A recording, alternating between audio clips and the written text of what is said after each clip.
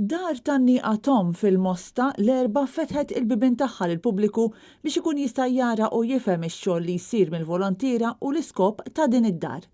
Din id-dar fil-qalba tal-Mosta hija mmexxija minn Lifeline Malta, fera tal-Life Network Foundation u tilqa' fiha nisa li jkunu għaddejjin minn żmien diffiċli kif spjegatilna l-uffiċjal amministrattiv Kristi Zammit. Bħala Lifeline ngħinu nisa li jkunu għaddejjin minn xi tip ta' kriżi fit-tqala tagħhom kemm finanzjarjament jew saru jafu li huma xi għandhom xi prenatal diagnosis ukoll, allura aħna qegħdin hawnhekk biex nagħtuhom is-support u d-dar ukoll illum infetħet biex il-pubbliku jkun jaf aħna x'aħna nagħmlu, aħna minn aħna u jkunu jistgħu jkunu parti minn din il-missjoni tant sabiħa fejn jgħinu l-ħajja ta' kemm l-omm u kemm tat-tarbija li tasal fid-dinja.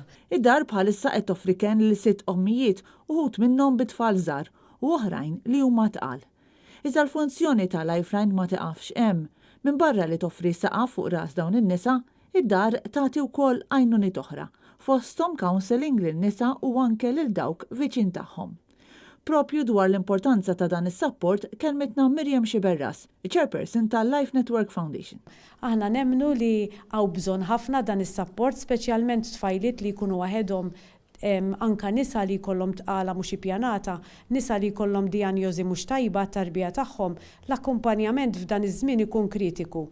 Lifeline toffri wkoll support lin nisa u rġiel li fil-passat ikunu għażlu li jitterminaw tqala billi jagħmlu abort. Dan tagħmlu bl-għajnuna ta' professjonisti li jużaw il-counseling biex jgħinu lil dawn l-individwi joħorġu mit-trauma psikoloġika li ħafna drabi iġib miegħu l-abort. Biex tkun tista' tagħmel dan kollu, Lifeline tiddependi fuq l-għajnuna tal-volontira u fuq id-donazzjonijiet mill-pubbliku. Il-kap tal-Partit Nazzjonalista Adrian Delija waqt żjara li għamel f'din id-dar faħħar l-inizjattiva ta' Lifeline u lill-volontira li qed jagħmlu xogħol imprezzabbli u saħaq fuq il-bżonn li nisa u familji li jkunu għaddejjin minn momenti diffiċli marbuta ma' tqala isibu s-sosten li qed toffri Lifeline u appella sabiex il-pubbliku jagħti l-għajnuna kemm finanzjarja kif ukoll fiżika biex djar bħal din ikunu jistgħu jibqgħu joffru kenn għal min jinsab f'diffikultà. Jiena l-appell tiegħi lil kull min qed jisma'na u din m'għandax taqsam assolutament xejn mal-politika.